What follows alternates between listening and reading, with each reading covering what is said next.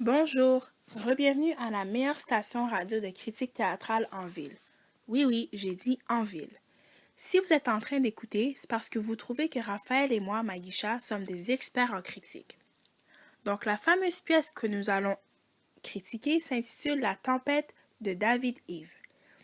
Pour moi, cette pièce est vraiment tragique. Parce qu'au début, il y a deux personnages, innocents, prénommés Christian et Jeanne, qui s'apprêtaient à avoir un souper en famille avec le frère de Christian et sa conjointe, prénommés Georges et Sandrine. Mais par la suite, il y a deux imposteurs qui arrivent et qui prétendent être Georges et Sandrine. Mais en réalité, ils s'appellent Salim et Natacha. Vers la fin, on voit que Salim a tué Christian pour des raisons personnelles, mais on est capable de déduire quelles étaient ces raisons personnelles. Analyse du conflit. Le conflit a commencé lorsque Salim et Natacha sont rentrés dans la maison de Christian et Jeanne. Ce conflit se déroulait entre les hôtes et les arrivants. Christian et Jeanne contre Salim et Natacha. Le conflit a commencé tranquillement avec l'ignorance et aggravé plus que la scène avançait. Salim commençait à prendre une grande partie de la salle avec sa personnalité très intimidante, ce qui rendait le couple très inconfortable. Le conflit s'est déroulé et a augmenté en raison des connaissances que Salim et Natacha avaient sur la vie de Christian et Jeanne. L'objectif des hôtes était de faire sortir Salim et Natacha, tandis que le but de Salim et Natacha était de les terroriser et, et les tuer finalement. De l'ignorance à la connaissance. Le conflit s'est développé et a tout changé l'histoire. On peut dire que c'est l'objectif de Salim et Natacha qui a été accompli. Pour la qualité de jeu, tout au long de la pièce, je l'ai trouvée bonne. J'ai compris tout ce que les personnages faisaient et je n'ai pas perdu le fil. Pour le niveau de jeu, j'ai trouvé que c'était réaliste parce que il y a des personnes dans ce monde présentement que quand ils se font intimider ou quand on leur fait du mal, la seule solution c'est de tuer l'autre personne et c'est ce que Salim a dû faire dans cette pièce avec Christian et Georges. Jeu. La qualité de jeu était très bonne. Les acteurs étaient exceptionnels. On voyait les émotions sur leurs faces. Le niveau de jeu était réaliste tout au long de la pièce. C'est tout à fait possible de se faire tuer par des psychopathes. Donc pour la mise en scène, nous avons pu constater qu'il y avait différents éclairages, parfois de différents côtés de la scène. Donc nous avons eu de l'éclairage bleu et blanc, ou parfois même noir. On comprend que lorsque la scène est noire et qu'il y a un éclairage sur une personne directe, c'est parce que nous voulons tirer sa réaction spécifique à elle.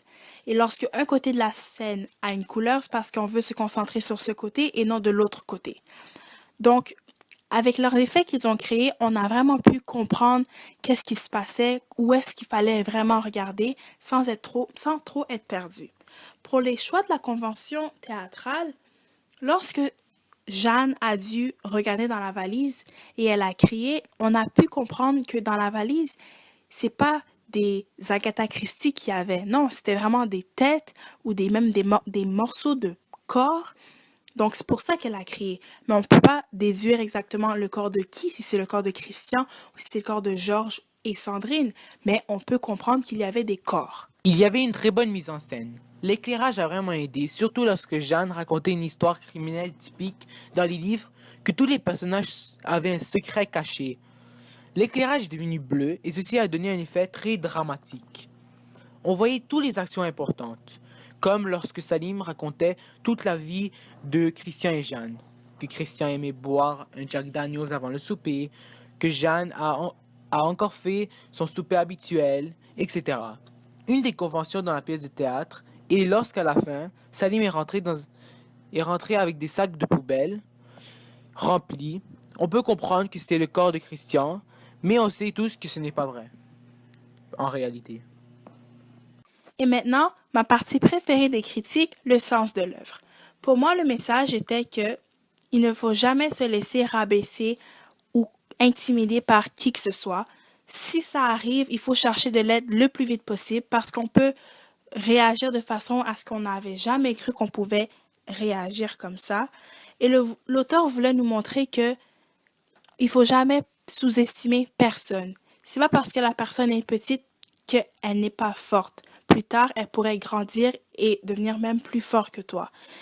Et pendant la pièce, j'ai vraiment eu de la peine pour Salim lorsqu'il racontait son histoire d'un petit garçon tout petit qui se faisait intimider par deux frères. J'ai vraiment eu de la peine parce que Christian, on dirait qu'il savait même pas de quoi il parlait, mais pour Salim, c'était vraiment important. Sens de l'œuvre. Je pense que le message de cette pièce était que l'intimidation n'est pas bien et que ça peut blesser beaucoup de gens. Et que ce que tu fais il y a très longtemps peut revenir te hanter à n'importe quel moment de ta vie. J'ai ressenti deux grandes émotions durant cette pièce. J'ai été surpris et j'ai eu un sursaut. Lorsque j'ai entendu Joanne crier de peur quand elle a ouvert la boîte, puis tout est devenu noir. Ceci met fin à notre critique sur la tempête de David Yves. Mon collègue Raphaël et moi vous souhaitent de passer une très bonne fin de soirée et à la prochaine.